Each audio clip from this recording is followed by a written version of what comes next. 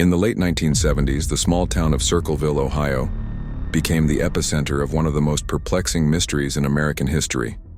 Over the span of 2 decades, residents of Circleville received over 1,000 threatening letters.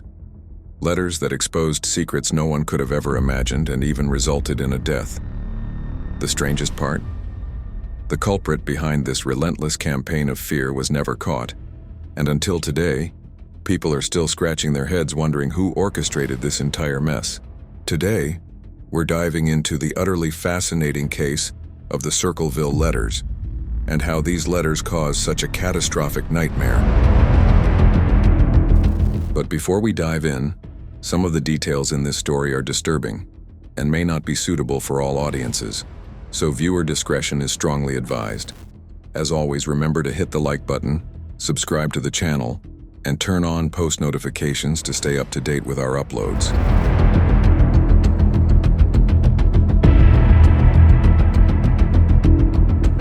Circleville, Ohio, is the kind of small town people dream about, and at first, no one would ever imagine the mystery that was about to unfold. You can even say that the town was pretty much normal. Circleville is about 25 miles south of Columbus with a population of just 13,000 in the late 70s. You've probably heard the cliches about small-town America. Everyone knows everyone. No one locks their doors and things like that. Well, that was Circleville. But small towns have their downsides too. Namely, secrets don't stay secret for long. And since there's almost no chance to miss someone, these secrets are pretty hard to keep hidden. In 1976, the residents of Circleville started receiving anonymous letters. And while this might come off as an innocent prank at first, things took a drastic turn.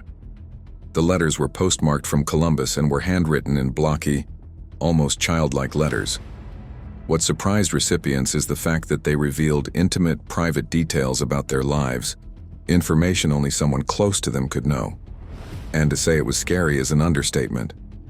Another spooky detail was that there was no return address, no clear suspect, just a rising tide of fear. The first letters targeted a person named Gordon Massey. He is the superintendent of Westfall Schools, and on March 3, 1977, he received a letter at work. It read, "Dear sir, according to my girlfriend, you have asked her to go out many times and have asked other female bus drivers too. This must stop at once for the good of the school and families. If it is not stopped, I will write to the school board. I suggest you find yourself a pimple-faced girl and leave my girls alone." But the sender didn't stop there. Soon, other letters followed, accusing Gordon of affairs with employees and escalating the threats. At one point, threats were made with the writer claiming they would cut the brake lines on his car if he didn't stop.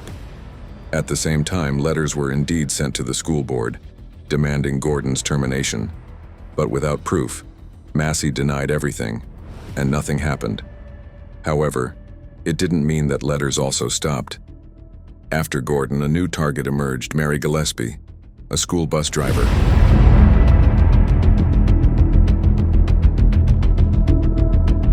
Mary Gillespie seemed like the least likely person to be caught up in a scandal. I mean, she is someone you would want to hang around. She was a loving wife, a devoted mother, and a well-liked member of the community. But in March 1977, she received her first anonymous letter. "Stay away from Massey. Don't lie when questioned about knowing him. I know where you live and have been observing your house. I know you have children. This is no joke." After reading the letter, Mary was horrified, and understandably so. Based on the letter, the sender knows so much about her and her family. But instead of telling her husband, Ron, she kept it to herself, which might have been one of her biggest mistakes. However, she was hoping the sender would stop if she ignored it. Well, guess what? It didn't. More letters arrived, each one more threatening and personal than the last. Chilling details about how the writer knew her route, her schedule, and even her children's names also were revealed through the new letters she received, causing her to worry even more. Eventually, the writer decided to escalate again. This time they wrote to Mary's husband, Ron, and they did not hold back. Probably knowing that Mary did not inform her husband about the accusations made in the letters, the sender decided to reveal everything to the unknowing spouse. In the letter, Mary was accused of having an affair with Gordon Massey and even warned Ron to confront her or face dire consequences. When Ron brought the letter to Mary, she denied the affair. Still, the letters continued, and then the unexpected happened.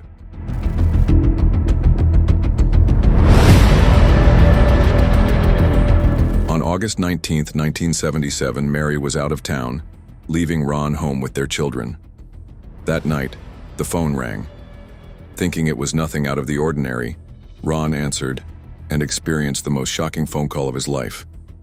In the other line, the unknown caller taunted him, saying they were watching his house and knew his truck.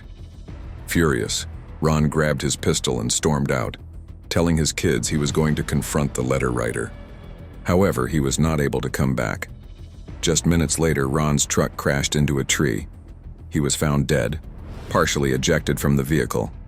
As horrifying and unfortunate it might be, people started thinking that something about the scene didn't sit right. Ron's gun had been fired once, though there was no sign of a bullet, and his blood alcohol level was twice the legal limit, which was highly unusual for a man who rarely drank. Despite the odds, the sheriff ruled it an accident, and just like that, the case was closed. But the letters? They kept on coming. Before we continue on, if you are enjoying the story so far, please hit that like button, and if you don't like it, let me know down in the comments. Your support truly means everything. Alright, back to the video. Over the next few years, the letters continued to torment Mary, and at one point they became more vulgar and accusatory, targeting not only Mary but also her children.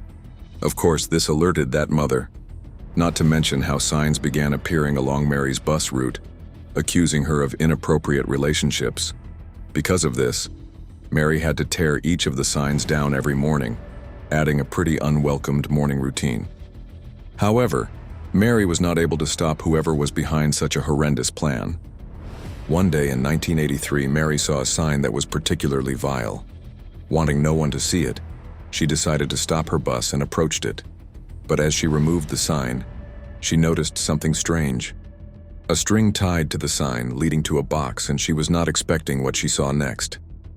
Inside the box was a loaded handgun, rigged to fire if the sign was pulled down. It was something straight out of a horror film, and Mary did not know what to do. But this was only the tip of the iceberg, because, after further investigation, the police traced the gun back to Paul Freshour, Mary's brother-in-law.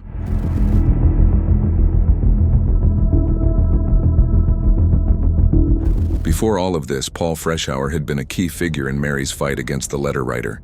He'd even written threatening letters to one of their suspects, hoping to scare them off. But now he was the main suspect. When asked about the weapon, Paul admitted the gun was his, but claimed it had been stolen.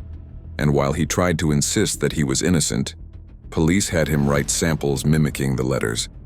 This was to make sure that he was not the one writing the letters. Let's just say he did a pretty terrible job to prove the cops were wrong. Because based on this highly questionable handwriting analysis, Paul was charged with the attempted murder of Mary Gillespie. However, this was not the most shocking part. During the trial, Paul's estranged wife, Karen, testified against him. She claimed she had found letters in their home, though she mysteriously threw them away before police could examine them. Despite all the suspicious happening during the trial, the jury found Paul guilty, and he was sentenced to 7 to 25 years in prison. But here's the kicker. Even after Paul was locked away, the letters kept coming.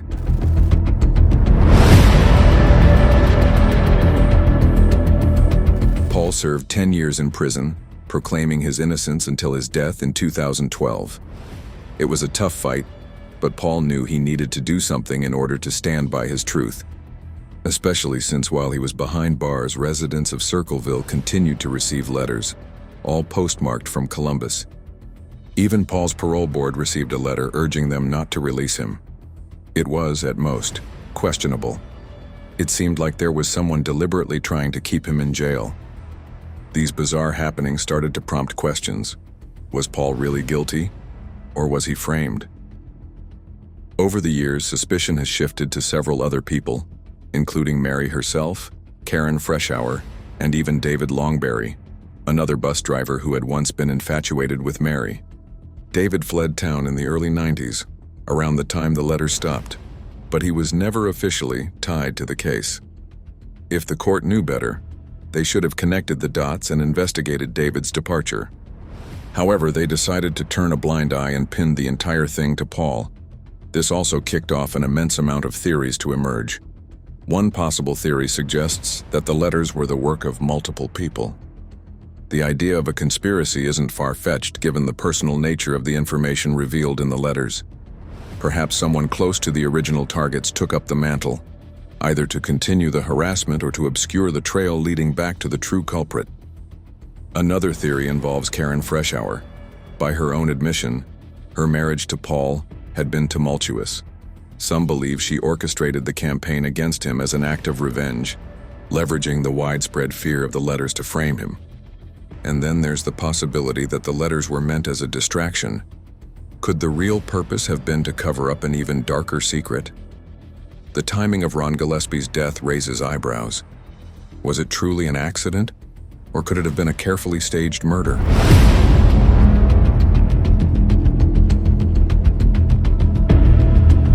Decades later, the Circleville Letters remain one of the most confounding mysteries in true crime history. Was it one person? A group? A coincidence of copycats? And why would someone go to such lengths to torment an entire town? The Circleville Letters have inspired books, podcasts, and even a TV episode on unsolved mysteries. Yet, with each new retelling, the story remains as enigmatic as ever. The questions persist. Why did it happen? Who was responsible, and most importantly, could it happen again? But I want to know what you think. Was Paul Freshour guilty? Or was he the victim of a plot as twisted as the letters themselves? Let me know your theories in the comments below. As always, remember to like, share the video, and subscribe to our channel. And remember, the only thing scarier than this story is missing out on our next video.